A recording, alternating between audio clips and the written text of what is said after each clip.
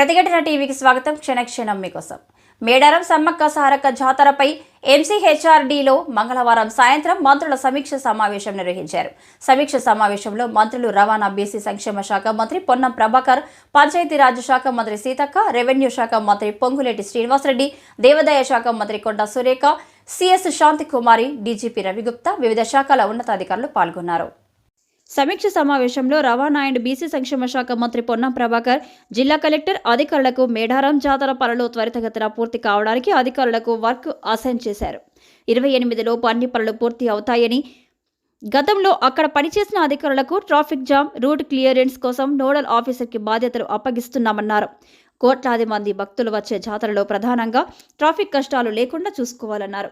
ఇలాంటి ఇబ్బందులు లేకుండా సమ్మక్క సారక్క జాతర విజయవంతానికి అన్ని డిపార్ట్మెంట్ అధికారుల సమన్వయంతో కలిసి పనిచేయాలని, 1,50,00,000 మంది భక్తులు వచ్చే అవకాశం ఉందన్నారు.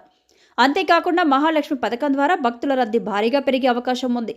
ఈసారి 6,000 బస్సులు నడిపించడానికి ఆర్టీసీ ప్రణాళికలు రచించింది. అదనంగా బస్సులు వేయడం వల్ల 3 రోజుల పాటు హైదరాబాద్ నగరంతో పాటు పలు జిల్లాలో ప్రయాణికులకు ఇబ్బందులు తలెత్తే అవకాశం ఉంది. అందుకోసం ప్రయాణికులకు ఇబ్బందులు లేకుండా ప్రత్యామ్నాయ ఏర్పాట్లు చేస్తున్నామన్నారు. బస్సులు మరిన్ని అవసరమైనప్పుడు ప్రైవేటు బస్సులు, స్కూల్ బస్సులు ఏర్పాటు చేసుకునేలా అధికారులు ప్లాన్ చేసుకోవాలి. ఆర్టీసీ రవాణా అధికారులు సమన్వయంతో కలిసి పనిచేయాలి అని ఆయన వ్యాఖ్యానించారు.